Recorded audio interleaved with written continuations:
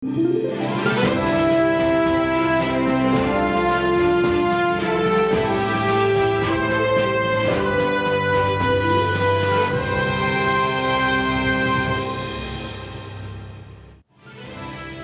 malam, selamat datang di Talk Politik with Reinhardt. Jelang pemilu 2024, sejumlah ketua umum partai politik melakukan manuver politik dengan menyambangi sejumlah tokoh, tidak terkecuali dengan Ketua Umum Partai Gerindra Prabowo Subianto yang bertemu dengan Gubernur Jawa Timur Kofifa Indar Parawansa dan sejumlah tokoh lainnya termasuk dikabarkan bertemu dengan Presiden Joko Widodo di Istana Negara. Apakah pertemuan dengan Kofifa adalah sinyal bahwa akan ada duet Prabowo Kofifa di pemilu 2024 untuk memenangkan suara di Jawa Timur? Bagaimana kuda-kuda Prabowo menapaki tahun politik menuju tahun 2024? Saya Reinhardt Sirait, inilah Talk Politik selengkapnya.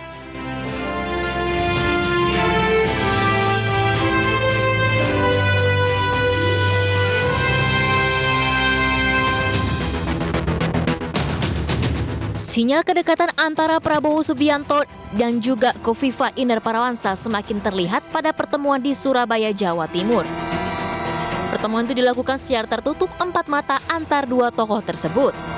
Sebelumnya kedua tokoh ini juga pernah bertemu pada 3 Mei 2022 saat itu Prabowo mendampingi Kofifa di Gedung Negara Geraha di Surabaya. Saya kira beliau salah satu tokoh yang mempunyai kemampuan di tingkat negara dan bangsa. Artinya Pak Prabowo sudah cocok dengan Gubernur Kofifa? Kan saya sudah jawab. Saya sudah jawab kan. Sejauh ini baru satu nama yang digadang-gadang menjadi cawapres mendampingi Prabowo, yaitu Caimin, yang juga rekan koalisinya di Koalisi Kebangkitan Indonesia Raya. Pertemuan dengan Kofifa semakin membuka ruang bagi siapapun untuk bisa mendampingi Ketua Umum Partai Gerindra Prabowo Subianto menjadi cawapres. Apakah pertemuan Prabowo dengan Kofifa untuk mendapatkan dukungan pemilih terkuat di Jawa Timur? Ya, menarik mencermati langkah politik Pak Prabowo Subianto sebagai Ketua Umum Partai Gerindra yang diamanatkan menjadi capres oleh Partai Gerindra. Pak Prabowo bertemu dengan Kofifa Indar Parawansa. Pertemuan ini kemudian dibaca oleh sejumlah pihak adalah langkah Prabowo untuk meminang Kofifa di Pilpres 2024. Kemudian juga ada kabar yang menyebutkan bahwa Pak Prabowo juga bertemu dengan Presiden Joko Widodo. Ada apa di balik pertemuan-pertemuan Prabowo Subianto? Apakah ini tanda bahwa Pak Prabowo sudah siap untuk menuju tahun politik 2024 dan siapa kemudian cawapres yang akan dipilih oleh Prabowo Subianto? Kita akan bahas malam hari ini bersama dengan sejumlah narasumber yang bergabung di studio. Saya akan sapa, ada Bang Ahmad Riza Patria, anggota Dewan Pembina dari Partai Gerindra. Bang Riza, selamat malam. Selamat malam. Apa kabar Bang, sehat? Kabar baik. Dan juga ada Kang Ujang Komarudin, ini pengamat politik dari Universitas Al-Azhar. Selamat malam Kang Ujang. Selamat malam. Apa kabar Kang? Sehat? Alhamdulillah baik. Ya, saya juga akan sapa narasumber dari luar studio, bergabung lewat sambungan Zoom, Bang Saiful Huda, Wasekjen dari PKB. Selamat malam Bang Saiful Huda, apa kabar? Baik, malam Bang Richard dan teman-teman yang lain. Dan Reinhardt, thank you. Oke. Membahas mengenai kuda-kuda Pak Prabowo menuju tahun 2024, saya tentu akan mulai dari Bang Ahmad Riza Patria sebagai internal dari Partai Gerindra.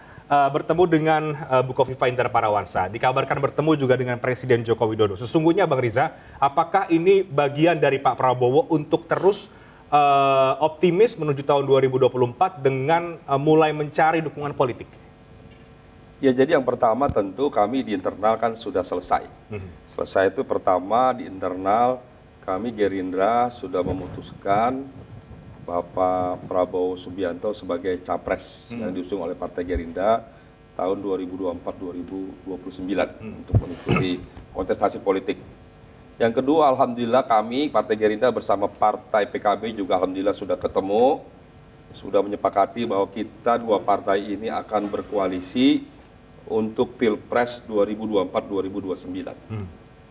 Dan juga kami berdua, dua partai ini juga sepakat memberi ruang seluas-luasnya bagi partai politik manapun yang untuk ada bergabung, untuk dapat bergabung bersama. Yang ketiga, terkait kesepakatan capres, cawapres yang akan diusung oleh Partai Gerindra, tentu Partai Gerindra PKB, tentu Partai Gerindra ingin Pak Prabowo. Tentu PKB juga ingin ketua umum. Itu semua partai demikian. Ya. Nah, namun demikian karena calonnya cuma satu, yang dapat diusung, wapres cuma satu, ya nanti berunding lah. Nanti berunding. Tentu kami di Partai Gerindra menyepakati memberikan mandat sepenuhnya kepada ketua umum Bapak Prabowo untuk memutuskan siapa yang dirasa cocok mendampingi beliau sebagai cawapres. Oke. Dan tentu ini akan dibahas bersama Caimin dan jajaran PKB. Oke, Bang Riza, ketika dalam catatan kami pertemuan antara Pak Prabowo dengan Bu Kofifa ini tampaknya bukan sekali dua kali dan juga yang terbaru. Banyak yang kemudian membaca bahwa ini Pak Prabowo menginginkan Bu Kofifa untuk menjadi cawapresnya. Benarkah demikian, Bang Riza? Ya, saya kira begini. Yang pertama, semua gubernur memang punya peluang dan potensi, apalagi gubernur di wilayah Jawa Barat. Seperti Ridwan Kamil punya peluang potensi. Jawa Tengah, Pak Ganjar juga demikian. Begitu juga dengan Ibu Kofifa. 3 gubernur di pulau Jawa ini memang memiliki potensi. Kenapa? Karena memang 3 provinsi ini punya jumlah penduduk yang besar sekali. Dan kalau hitungan-hitungan taktis politiknya nanti Kang Ujang yang menjelaskan, ya memang kalau mau menang di Pilpres ini harus menguasai Jawa. Setidaknya hitungan orang 2 provinsi dari 3 provinsi ini harus dikuasai. Jawa adalah kunci ya, Iya. Bang Riza. Nah, PKB itu partai yang menguasai Jawa Timur dan juga Jawa Tengah. Gitu. Ada sebagian Jawa Barat. Kami Gerindra kebetulan alhamdulillah Pilpres dan Pileg kemarin 2019 itu menang di Jawa Barat. Nah, jadi kalau kami memang sekarang berkoalisi dengan PKB, tentu ini memberi ruang dan kesempatan yang lebih besar dan lebih luas untuk kemenangan pada Pilpres. Oke, jadi ada potensi menang kalau kemudian menggandeng Bu Kofifa Indar Parawansa. Potensi menang menggandeng PKB. Nah, terkait Bu Kofifa, ya itu kan salah satu calon yang dibahas ya. Kita kan nggak pernah dengar juga Ibu Kofifa umpamanya menyatakan minat menjadi Siap untuk capres atau tidak pernah, ya kan? Yang kita dengar kan ya Pak Ganjar juga belum pernah mendeklarasikan, tapi digadang-gadang. Ya. Pak Ridwan Kamil juga secara ini belum kita dengar, tapi digadang-gadang. Biasa, namanya kepala daerah begitu punya peluang di Jawa ini besar, itu sesuatu yang biasa. Nah, siapa yang akan menjadi cawapres Pak Prabowo itu nanti bergantung Pak Prabowo bersama Caimin. Beliau akan memutuskan. Memang ada kesempatan bagi semua, tentu ada kesempatan bagi ruang siapa saja. Bisa saja dari partai-partai lain, bisa dari Golkar, bisa dari, ya maaf ya, bisa dari PDIP juga, bisa dari PKB, bisa di luar partai, semua terbuka. Tapi sekali lagi koalisi ini sudah bersepakat, nanti akan diputuskan bersama antara Bapak Prabowo dengan Caimin. Oke, Kira-kira saya ke PKB, ke Mas Saiful Huda. Ketika Pak Prabowo bertemu dengan Bu Kofifa Indar Parawansa, apa yang ada di benak PKB ini? Apakah santai-santai saja atau kemudian agak keberatan, mengingat juga PKB kita tahu tetap mendorong Gus Muhaimin untuk maju mendampingi Pak Prabowo Subianto sebenarnya? Ya, sebagaimana disampaikan oleh Bang Riza, di dalam salah satu butir piagam kesepakatan antara PKB Gerindra, di situ salah satu butirnya menyampaikan koalisi PKB Gerindra ini terbuka untuk bergabungnya partai lain atau sosok figur dalam rangka menguatkan konsolidasi pemenangan koalisi PKB Gerindra. Itu yang pertama. Peristiwa Pak Prabowo ketemu silaturahim dengan Bu Kofifa, saya kira konteksnya di situ, sebagaimana Caimin ketemu dengan Pak Airlangga, tepatnya 3 hari sebelum Pak Prabowo ketemu dengan Mbak Kofifa. Nah, saya kira kita letakkan pada konteks ini bagian dalam rangka memperluas konsolidasi pemenangan koalisi PKB Gerindra. Yang ketiga, di dalam rapat-rapat internal beberapa kesempatan Bang Riza juga hadir. Sampai hari ini diskusi figur koalisi PKB Gerindra memang belum ada nama lain selain Pak Prabowo dan Cak Imin. Bagi PKB sendiri, Cak Imin maju dalam Pilpres 2024 memang keputusan muktamar. Artinya sampai hari ini tidak ada figur lain di dalam internal PKB terkecuali Cak Imin.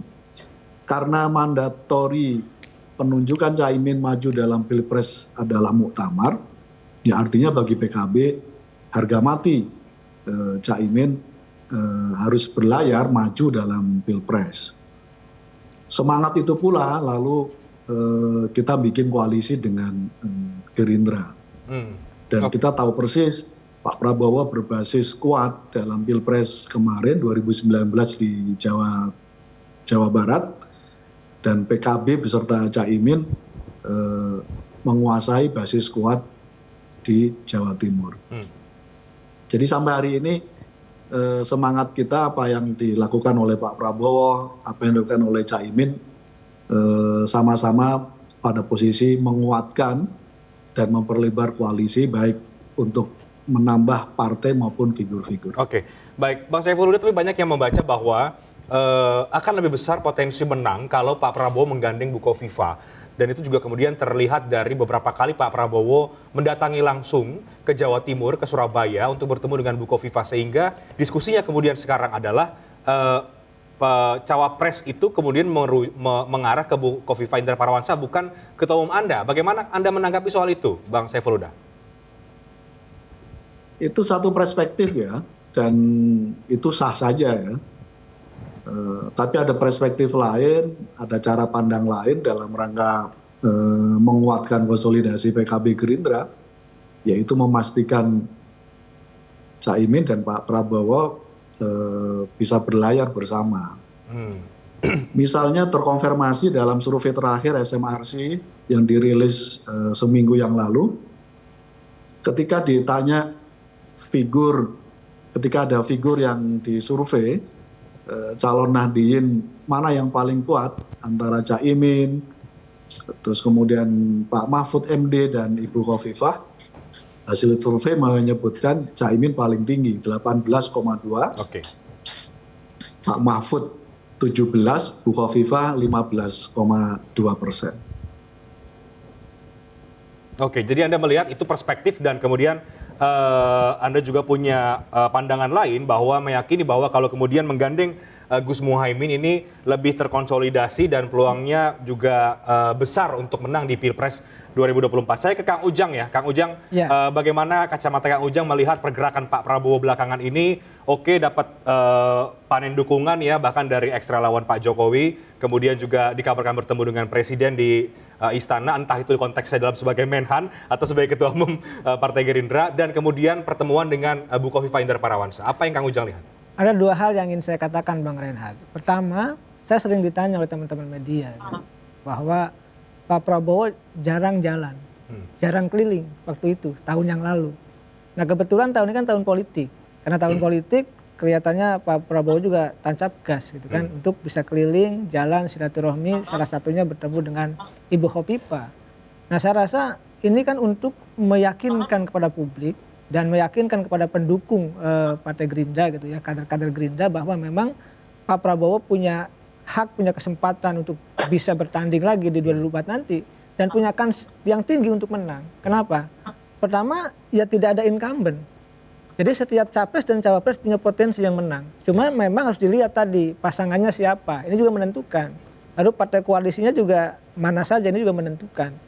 Nah yang kedua saya melihat Bu Khofifah ini dari dulu, saya sejak 4 tahun yang lalu menganalisa siapapun capresnya, ketika itu saya katakan bahwa Bu Khofifah ini akan jadi rebutan gitu loh. Akan dicari gitu figurnya. Kenapa? Karena pertama sosok perempuan, emak-emak lah gitu ya. Ketua umum muslimat pula. Masanya banyak ya? Masanya banyak, ini dibutuhkan dalam konteks politik elektoral kita hari ini. Yang kedua, dia gubernur yang memang basis massa dengan suara pemilih tertinggi kedua se-Indonesia, Jawa Timur. Paling tidak indikator-indikator inilah ya, dua indikator saja sudah terlihat bahwa Bu Khofifah dibutuhkan termasuk oleh Pak Prabowo. Lalu tadi Bang Rijal mengatakan juga gitu off the record jadi belakang layar katakan bahwa ya Bu Khofifah juga ditarik-tarik untuk bisa menjadi cawapresnya kubu sebelah begitu ya Pak Anies lah katakan seperti itu. Oleh karena itu dua hal ini Pak Prabowo jalan gaspol untuk mencari perjodohan ya pasangannya ya entah nanti Bu Khofifah entah Cak Imin gitu ya. Ini harus kita lihat ke depan. Yang jelas begini koalisi parpol tadi Bang Huda katakan penting memang dalam konteks Cak Imin tadi tertinggi surveinya gitu ya dari kalangan Nahdien yang memang berpotensi untuk bisa menjadi cawapres. Tetapi di saat yang sama juga memang pertarungan itu kan bukan hanya di situ dilihatnya. Tetapi memang apakah betul survei ini kan harus ada survei pembanding yang lain. Ya. Karena di luar sana bagaimanapun saya gini, dengan senior-senior PKB sangat dekat. Bahkan saya dulu di pesantren 6 tahun itu pesantren NU gitu. Jadi saya tahu persis pergerakan-pergerakan dari teman-teman senior-senior di PKB. Nah saya melihatnya begini, ada memang kekurangan plus minus ketika Pak Prabowo misalkan disandingkan dengan Cak Imin. Oke, nah kekurangan plus minusnya itu apa? Kita tahan nanti Kang Ujang. Nanti kita lanjutkan apa plus minusnya Pak Prabowo dengan Gus Muhaimin atau Pak Prabowo dengan Khofifah Indar Parawansa. Sesaat lagi kami akan segera kembali tetap di Talk Politik with Reinhardt.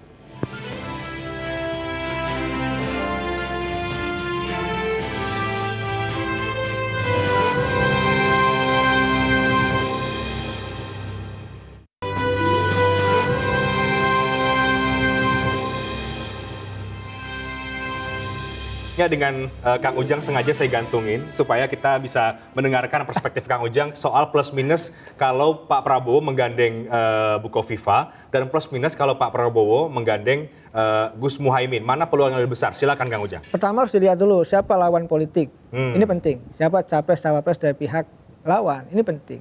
Yang kedua kita bicarakan tadi plus minus dari Cak Imin dengan Bu Khofifah. Cak Imin plusnya ketua umum partai. Yang PKB di mana Jawa Timur menang. Gitu. Ini juga sebuah kekuatan yang tidak dianggap remeh. Oleh karena itu ya PKB selalu ada dalam posisi menang di setiap kesempatan. Di zaman Pak SBY juga selalu ada dalam pemerintahan. Lalu suaranya selalu naik dari pemilu ke pemilu. Nah ini basis PKB di Jawa Timur yang kalangan Nahdien ini yang diperlukan oleh Pak Prabowo. Oke, bahkan seringkali disebut oleh Gus Muhaimin di mana dari PKB di situ menang gitu ya kira-kira Kang Ujang. Nah, cuma memang saya melihat mohon maaf ini saya kalau boleh mengkritik, ada persoalan masa lalu bagi Cak Imin, ya. Ini yang harus dikelirkan. Dugaan-dugaan dan tuduhan-tuduhan itu gitu loh. Ini yang harus dikelirkan oleh Cak Imin. Ini harus dibantah juga oleh PKB. Karena apa? Karena ini akan menjadi batu sandungan juga dalam konteks pencapresan. Karena gini, capres itu kan sosok dan figur. Ya katakanlah kalau partai tadi basis dukungan untuk 20% ya dukungan itu penting, tetapi di saat yang sama figur ini harus clear, harus selesai. Nah ini Cak Imin ada, mohon maaf Bang Huda ya harus saya katakan karena saya harus objektif, ini juga harus dibuktikan bahwa Cak Imin clear dengan masa lalu yang tidak ada masalah, dan saya yakin tidak ada masalah. Karena apa? Karena memang tidak terbukti apapun dalam konteks sampai hari ini, saya meyakini itu. Dan ya running saja, makanya Cak Imin hari ini pede gitu untuk bisa menjadi cawapresnya Pak Prabowo, dan itu menurut saya oke-oke saja dan kita dukung. Siapapun anak bangsa ya yang potensial, termasuk tokoh bangsa Cak Imin, ketika punya keinginan untuk membangun bangsa menjadi cawapres ya kita dukung siapapun. Nah kalau kita bicara Khofifah tadi ya, paling tidak punya keunggulan perempuan, ini emak-emak ini tidak dianggap remeh. Biasanya tim-tim itu di mana-mana capres, cawapres termasuk pileg itu emak-emak dibutuhkan. Karena ya suaranya luar biasa di keluarga, di lingkungan. Bahkan saya pernah jadi tim sukses juga dulu itu. Emak-emak itu luar biasa semaraknya dalam konteks untuk mengambil hati pemilih begitu. Nah yang kedua tadi, kita tidak bisa nafikan juga bahwa Bu Khofifah adalah seorang gubernur di wilayah dengan jumlah suara tertinggi terbesar. Nomor 2 se-Indonesia. Yang ketiga, ketua muslimat. Nah ini jangan lupa ya, the power pengajian itu di NU Bang Reinhardt, ya, Majelis Taklim NU itu adalah gerakan politik yang mohon maaf berbiaya murah. Nah ibu-ibu mama ini di Majelis Taklim di desa-desa saya yang NU Bang Huda di Subang ya, itu dengan enak, dengan berbiaya rendah gitu ya, bisa memenangkan dalam konteks pilkada maupun punya masalah ya. Punya masa clear. Bahkan minusnya apa kalau Bu Khofifah? Apakah karena bukan ketua umum partai? Nah kemarin dicari-cari kesalahannya, jadi sangkut-sangkutkan dengan kasus orang lain gitu kan. Ini juga menjadi harus dipertimbangkan dalam konteks politik begitu. Tapi Anda melihat pertemuan Pak Prabowo dengan Bu Khofifah ini apakah jelas mengarah untuk mencari cawapres, meminang Bu Khofifah sebagai cawapres atau bagaimana Kang? Nah ini kan perjodohan Bang, perjodohan ya. Dia perjodohan itu sebelum janur kuning melengkung kan begini. jodoh itu kalau sudah ijab kabul, udah ijab kabul jodoh. Nanti kalau sudah tanda tangan didaftarkan di KPU itu baru jodoh. Tapi kalau hari ini belum hari ini masih cari-cari. Dan mohon maaf nih Bang Riza ya, saya punya dapat info dulu dari inner circle Pak Prabowo ketika itu mengontak saya. Ujang kami katanya udah lama tahun lalu. Kami juga katanya ingin mencari sosok figur cawapres bagi Pak Prabowo. Waktu itu mengarah kepada Bu Hovifah. Dan saya bisa pertanggungjawaban itu, bahkan katanya dengar-dengar ya buat tim kecil untuk bisa merayu Bu Hovifah untuk bisa menjadi cawapresnya Pak Prabowo, dan itu sudah sejak lama. Oleh karena itu tidak aneh dan tidak heran jika Pak Prabowo sering dan mendatangi Bu Hovifah. Bisa jadi juga tadi untuk alternatif ya. Seandainya dengan Cak Imin tidak jadi, ya jadi dengan Bu Hovifah. Dan kalau saya sih meyakini ya kalau jadi dengan Cak Imin juga bagus. Tadi Bang Huda sudah garansi surveinya tinggi gitu kan. Ya itu punya peluang juga, tetapi saya mengatakan tadi kena the power of emak-emak dengan kekuatan yang lain, saya melihat bahwa potensi Hovifah masih lebih mohon maaf ya lebih bagus begitu. Bang Riza, agaknya susah untuk kita menghindari bahwa pertemuan Pak Prabowo dengan Bu Hovifah itu tidak ada nuansa politik, tidak ada bicara soal posisi capres-cawapres, karena ini sudah beberapa kali dan mengarahnya ke disebut-sebut bahwa memang upaya untuk mencari atau mendekati Bu Hovifah untuk menjadi cawapres Pak Prabowo Subianto. Yang pertama, Pak Prabowo itu kan pejabat pemerintah, pejabat negara sekarang. Jadi kalau beliau ke daerah, itu umumnya ketemu kepala daerah. Jadi itu biasa. Seingat saya baru 2 kali, yang sekarang sama yang waktu itu juga karena ada kunjungan ke daerah sebagai menteri, kemudian ke pesantren, kemudian ketemu Bu Hovifah.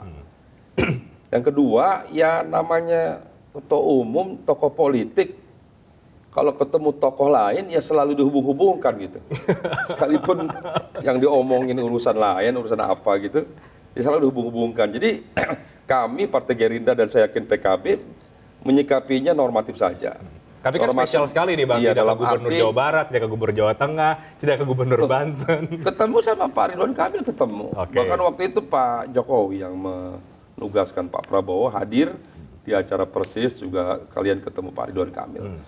Begitu juga ada banyak kesempatan ketemu Pak Ganjar. Jadi sering gitu.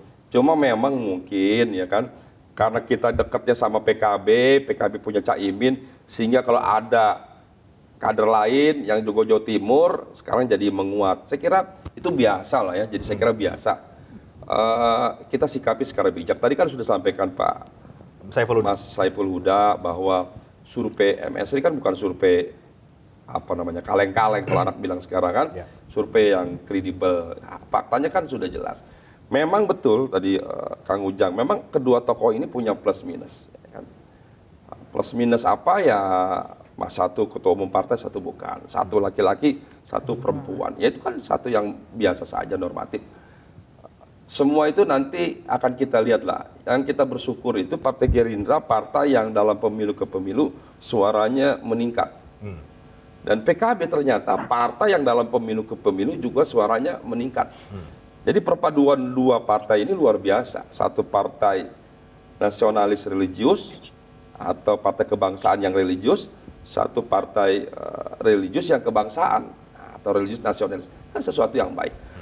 Jadi saya tidak ingin terlalu jauh ya menyikapi ini. Saya kira baik bagi ketua umum partai, semua partai untuk ketemu antar partai, pimpinan partai, bahkan tokoh-tokoh di luar partai. Saya kira dalam suasana seperti sekarang ini dibutuhkan.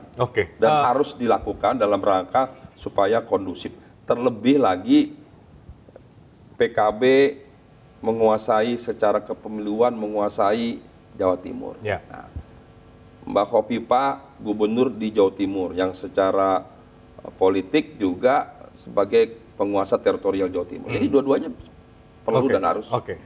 Menjawab tadi yang disampaikan Kang Ujang bahwa ada di inner circle-nya Gerindra ini kemudian menyampaikan ke Kang Ujang soal rencana untuk menduetkan Prabowo dengan Bu Hovifah. Ini ternyata sudah dari tahun lalu katanya kan, Bang Riza? Saya terus terang ya, sampai hari ini saya baru mendengar dari Kang Ujang. Belum pernah saya dengar ya. Belum pernah saya dengar ada tim yang ditugaskan khusus, belum pernah. Biasanya kalau begitu-gitu ya biasanya Pak Dasko, Pak Muzani. Saya kira belum. Mungkin itu Oke. Belum ada itu informasi seperti Oke, yang saya tahu. saya ke Bang Saiful Huda. Bang Saiful Huda, PKB kan tadi juga Anda mengatakan bahwa mencalonkan Gus Muhaimin adalah tentu harga mati bagi PKB di Pilpres 2024. Sekarang ini kan belum ada penentuan dari koalisi Anda siapa capres-cawapresnya. Kalau kemudian cawapresnya bukan Gus Muhaimin, apa yang akan dilakukan oleh PKB misalnya? Kita nggak ada opsi itu, Mas Renhat. Opsi kita, Caimin harus maju dalam Pilpres 2024. Plus minus yang tadi disampaikan oleh Kang Ujang, saya kira itu bisa didiskusikan dalam satu meja. Tapi saya meyakini plusnya Caimin akan lebih banyak.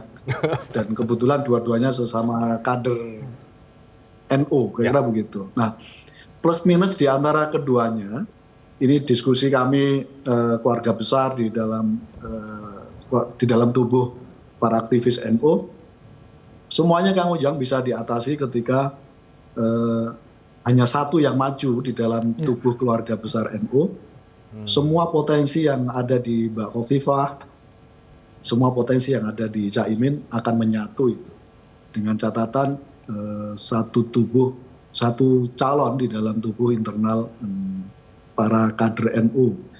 Dan dalam hitungan itu, saya kira akan menjadi kekuatan yang besar dan pasti memenangkan dalam Pilpres 2024. Karena itu semangat Pak Prabowo silaturahmi ke Mbak Khofifah, semangatnya adalah bagian dari mengajak Mbak Khofifah untuk gabung dalam koalisi ini, memperkuat koalisi ini, dan itu ada mandatorinya dalam butir-butir piagam kesepakatan PKB Gerindra. Oke. Dan terkait dengan posisi capres dan cawapres, sekali lagi kami tegaskan dalam berbagai diskusi kami dengan pihak Gerindra, belum ada calon lain terkecuali Pak Prabowo dan Caimin. Oke, tidak ada opsi itu. Tapi kan di piagam itu juga tidak ada nama jelas bahwa capresnya Pak Prabowo, cawapresnya Gus Muhaimin. Kalau memang tidak ada diskusi soal itu, mengapa itu menjadi kertas kosong soal siapa cawapres dari koalisi PKB Gerindra ini, Mas Saiful Huda? Diserahkan ke kedua beliau. Jadi di dalam butir piagam tidak lagi diserahkan kepada institusi masing-masing partai, tapi sudah merujuk pada personal. Jadi keputusan capres-cawapres diserahkan kepada personal Pak Prabowo dan personal Caimin untuk dua-duanya nanti memutuskan. Nah, tapi perlu diingat Mas Renhat, background kenapa ini diserahkan kepada kedua beliau, karena kedua beliau punya mandatori masing-masing. Pak Prabowo dapat mandatori wajib maju sebagaimana hasil Rakernas Gerindra. PKB lebih tinggi lagi forumnya, meminta kepada Caimin maju dalam Pilpres, itu forumnya muktamar, forum tertinggi di dalam tubuh PKB. Nah, karena kedua-duanya dapat mandatori itulah, lalu dalam butir piagam kita serahkan kepada kedua belah beliau. Oke, baik, menarik. Saya ke Bang Ariza. Bang Ariza, Pak Prabowo belakangan ada selain pertemuan ya, tapi juga ada vitamin dukungan dari ex-relawannya Pak Jokowi. Kemudian juga ada sinyal lagi yang dilemparkan Pak Presiden kemarin di Harlah P3 soal capres lagi.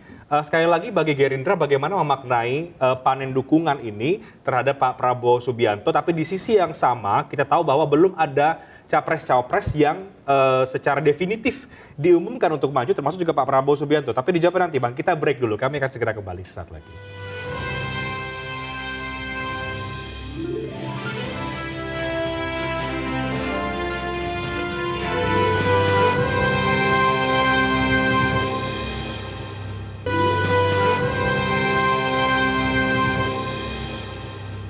Kuda-kuda Prabowo Subianto menuju tahun 2024, itulah yang masih kita bahas. Ini segmen terakhir di Talk Politik with Reinhardt. Saya masih bersama dengan 3 narasumber. Saya akan ke Bang Ariza sekarang. Bang Ariza, ada dukungan dari ex-relawan Pak Jokowi, Joman menjadi Prabowo mania. Ada pertemuan dengan Pak Presiden Jokowi.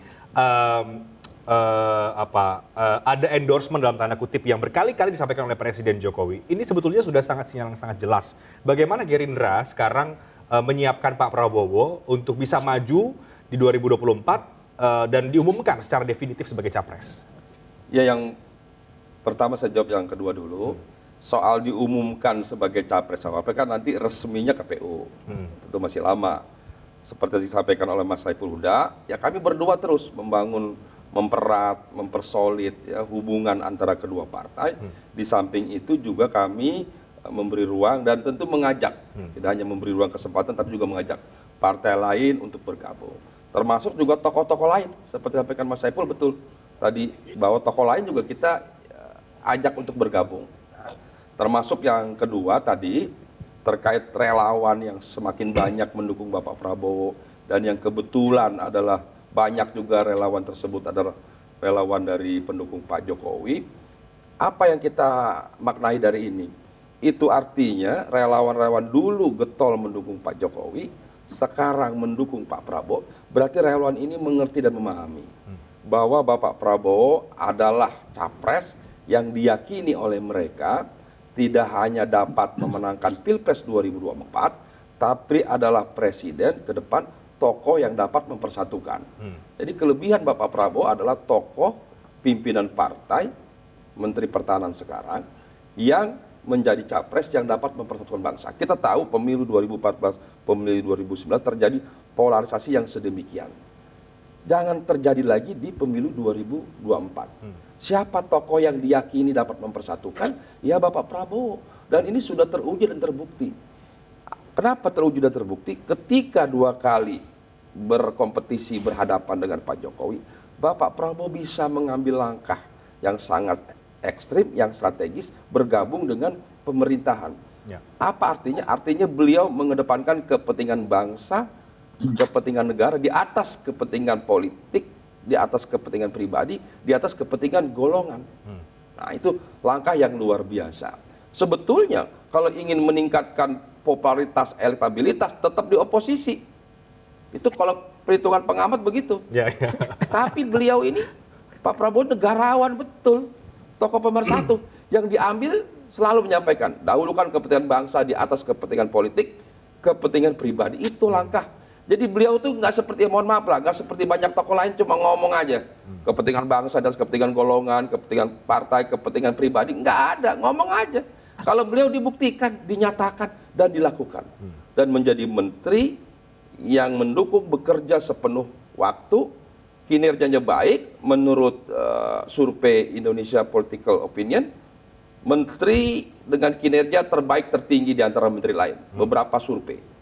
Membuktikan apa? Dia itu ikut koalisi, beliau tidak asal ikut-ikut begitu, tapi menunjukkan kinerjanya yang baik untuk pemerintah, untuk Pak Jokowi, untuk bangsa negara. Inilah tokoh yang luar biasa. Kenapa kita harus pilih Pak Prabowo sebagai presiden 2024? Bangsa ini yang sangat heterogen, yang sangat luas, beragam, dan lain sebagai kebinekaan luar biasa, butuh tokoh yang mempersatukan. Kalau tidak hancur bangsa kita.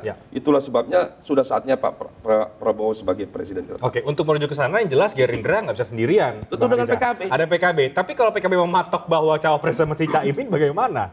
Tadi sudah sampaikan Mas Saiful, sudah ada kesepakatan, itu sudah wilayah 2 tokoh ini.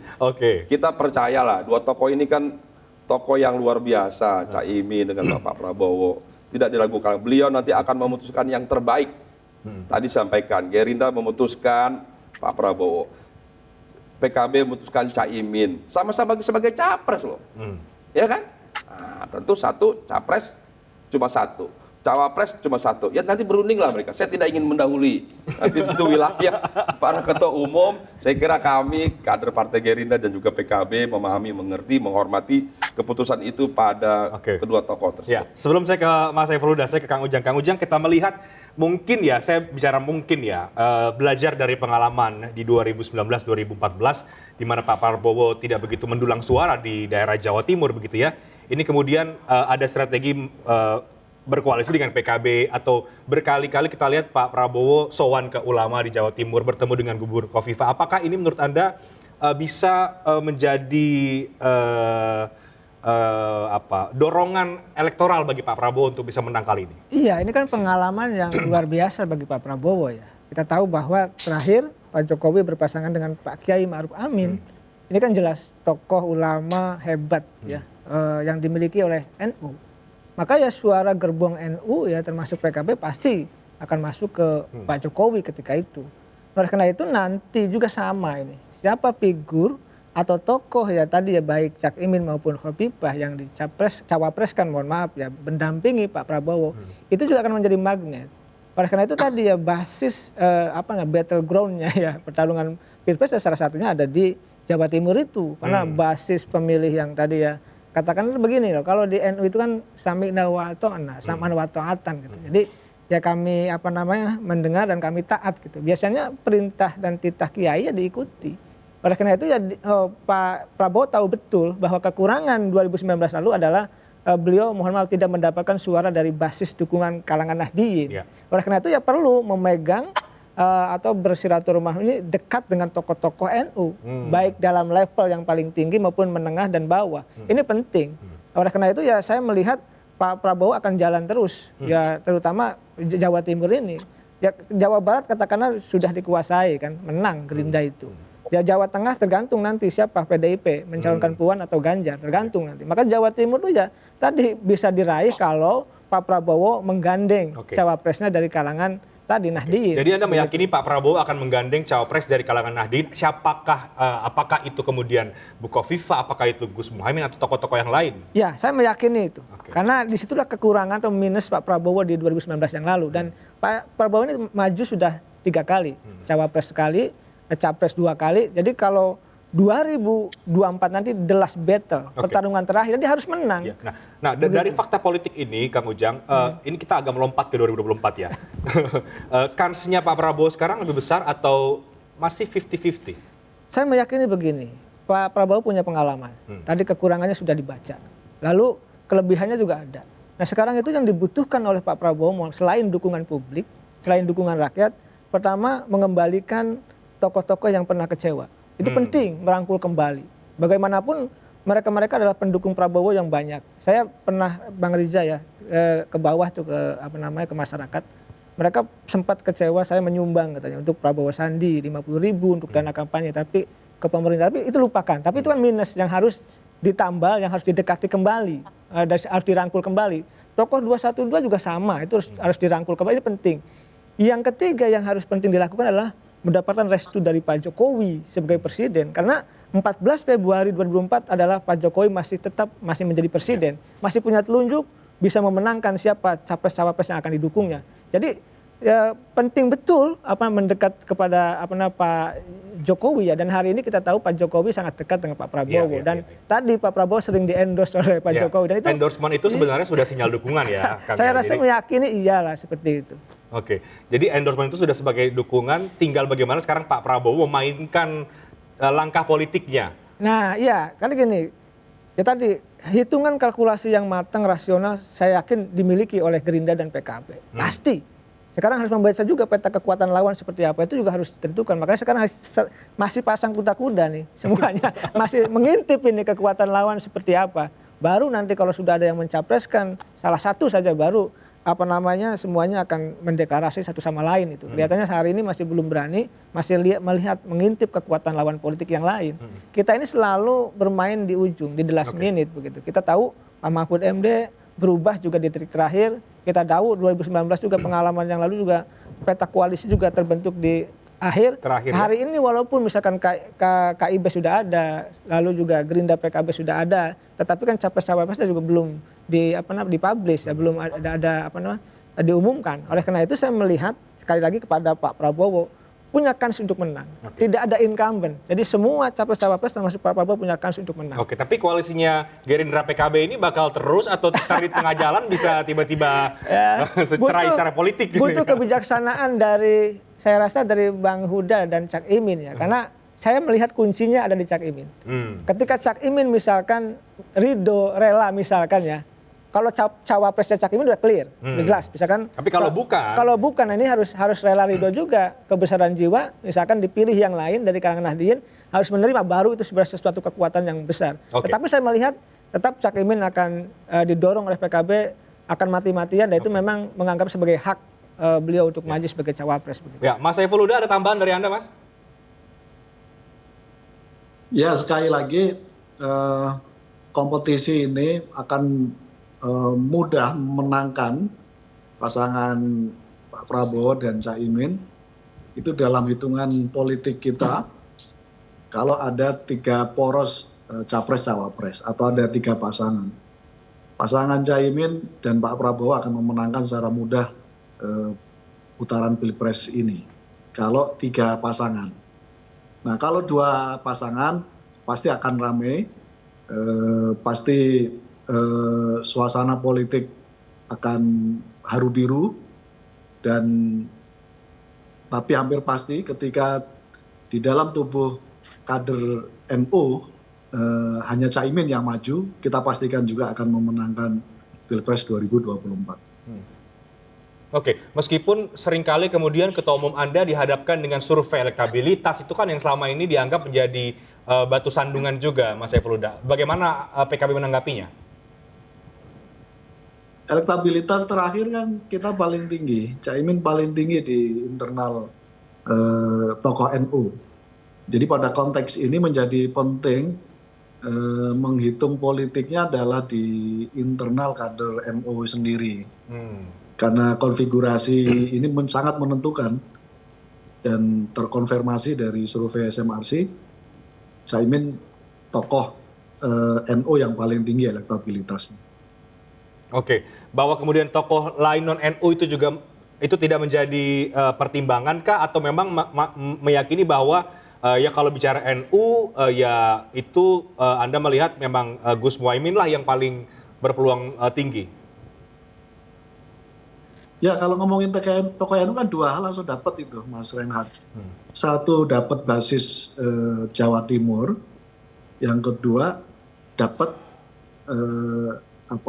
insentif dari suara Nahdien gitu. Karena itu wajar gitu jadi rebutan itu dan ya itulah gitu.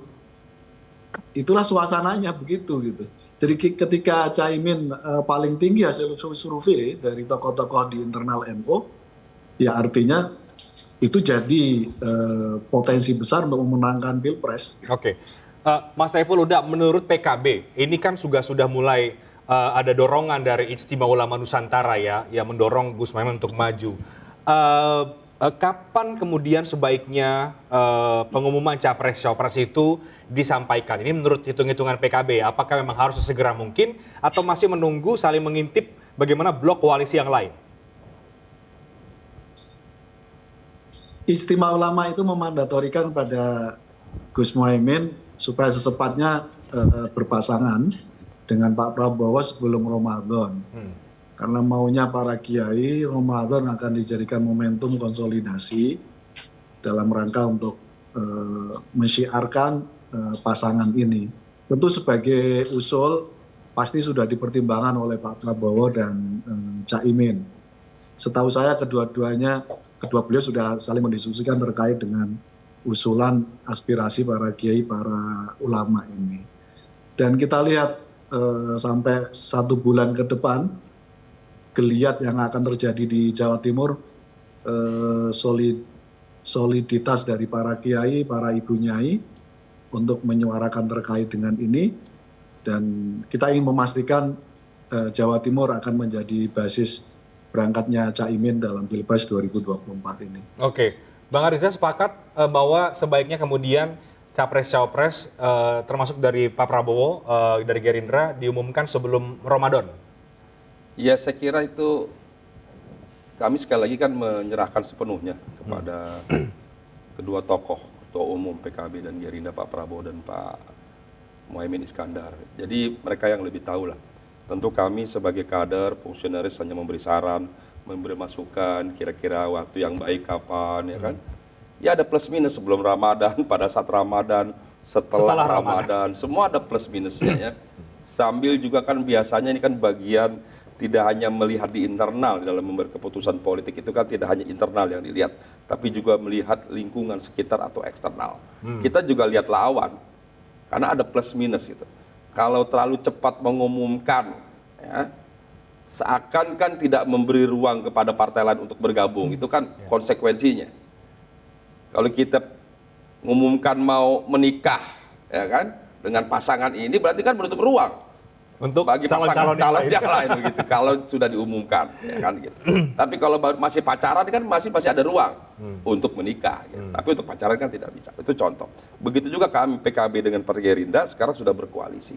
Waktu yang tepat ya mereka yang lebih tahu lah. Kita dukung dan sudah disepakati antara kedua tokoh ini, kedua partai ini memberi ruang kesempatan. Nah tinggal kesempatan sampai kapan? Apakah sebelum Ramadan bisa tuntas? Apakah pada saat Ramadan? Atau setelah Ramadan ya kita lihat lah. Perkembangan politik ini sangat dinamis sekali. Jadi kita juga tidak ingin mendahului lah. Saya kira begitu. Mengapa tidak lebih berani duluan untuk mengumumkan? Misalnya kalau memang sepercaya diri itu ya Bang Riza, bahwa dengan dukungan banyak kalangan, endorsement politik Pak Jokowi, dukungan dari PKB semua tentu dihitung ya, semua dihitung ya.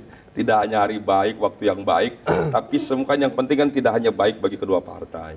Kita ingin baik bagi semua, bagi bangsa ini. Ini kan punya dampak yang lebih cepat di tengah atau belakangan, semua itu punya konsekuensi. Sekarang semua kita sedang mengkalkulasi, sedang menghitung, sambil memperkuat hubungan yang baik ini, sambil juga masing-masing meningkatkan popularitas, elektabilitas, masing-masing bertugas di pemerintahan, meningkatkan kinerjanya. Pak Prabowo alhamdulillah menteri yang tertinggi, kinerjanya yang terbaik. Caimin juga di Dewan sebagai wakil Dewan juga baik, meningkatkan kontribusinya pada rakyat, pada Dewan. Samping itu juga penting terus menjaga hubungan baik.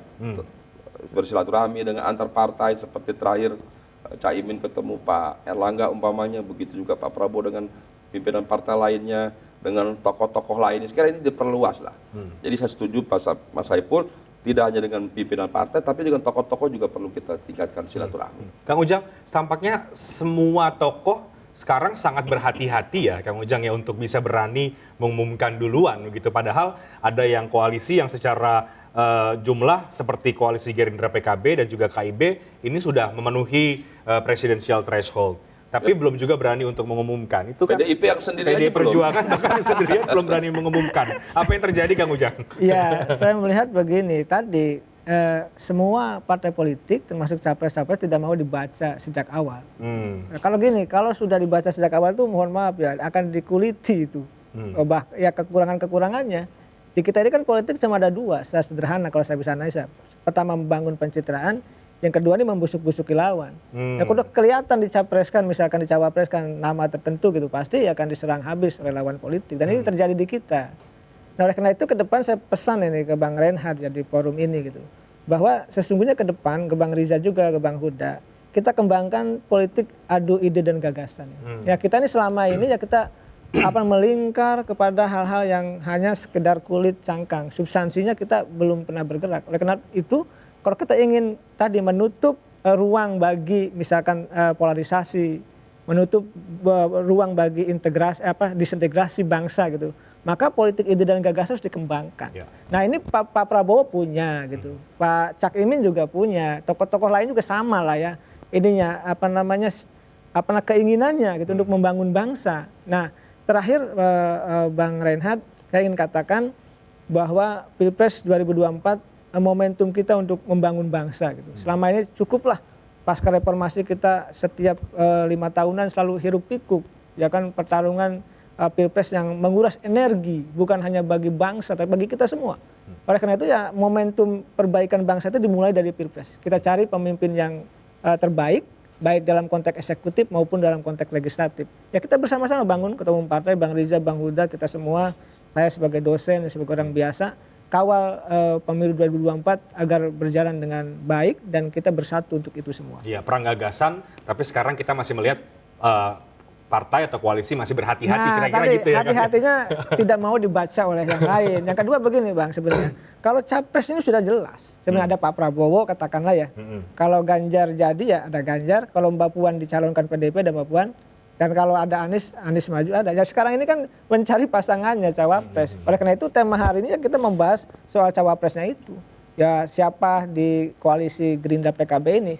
Dan saya menarik ya kalau kita bicara cawapres ini karena cawapres ini mengisi kekosongan bagi capresnya. Ya, nah ini kekurangan penting. Oleh karena itu ya isu cawapres itu menjadi penting bagi kita semua. Baik Bang Arzi, terakhir artinya siap Pak Prabowo untuk perang gagasan kembali di 2024 dan apa langkah-langkah Pak Prabowo berikutnya, langkah-langkah politik berikutnya? Kalau bicara perang gagasan itu sederhana menjawabnya. Melihat orang itu, lihat IQ-nya. Beliau IQ-nya tinggi, cerdas. Ya. Bibit bobotnya konkret, jelas ya kan. Yang ketiga, ini yang jangan. Yang ketiga itu beliau itu hobinya membaca. Jadi bukan kutu buku lagi, hobi membaca. Sejak SD sudah membaca. Wawasannya luar biasa. Nah, saya sering menyampaikan kalau mau ketemu orang pinter itu, ajak ngobrol sebanyak mungkin. Makin kelihatan pintar dan ilmunya. Jadi kalau makin banyak ketemu Pak Prabowo, makin kelihatan pintarnya beliau, hebatnya beliau. Jadi sudah tidak salah lagi, kita butuh pemimpin yang jujur, yang mengedepankan kepentingan bangsa, kepentingan rakyat, yang tulus, yang ikhlas, seperti sampaikan Gus Dur, Pak Prabowo ini orang paling ikhlas, insya Allah akan menjadi presiden ke depan. Dan yang keempat juga, Pak Prabowo ini orang yang punya wawasan yang luar biasa, punya hubungan internasional yang luar biasa. Dan yang terakhir, di tengah polarisasi, heterogenitas, kebinekaan Indonesia, kita butuh presiden yang dapat mempersatukan, diterima oleh semua kelompok, semua agama. Itulah Bapak Prabowo Subianto. Oke, baik. Kita akan lihat nanti, Bang Riza, Kang Ujang, di ujung siapa kemudian pendamping dari Pak Prabowo Subianto. Benarkah bacaannya Kang Ujang tadi pas dari kalangan NU, antara Bukovifa atau Gus Muhaimin, atau siapa? Kita akan tunggu langkah-langkah politik berikutnya dari Pak Prabowo Subianto menuju tahun 2024. Tapi ini diskusi yang menarik, paling tidak untuk menghadirkan perspektif kepada masyarakat akan tokoh-tokoh politik kita sekarang yang digadang-gadang akan maju untuk Pilpres 2024. Terima kasih banyak Bang Arza, terima kasih banyak Kang Ujang sudah hadir di Talk Politik with Reinhardt. Demikian Talk Politik with Reinhardt malam hari ini. Saya Rehat Sirait pamit, terima kasih. Selamat malam. Terima kasih.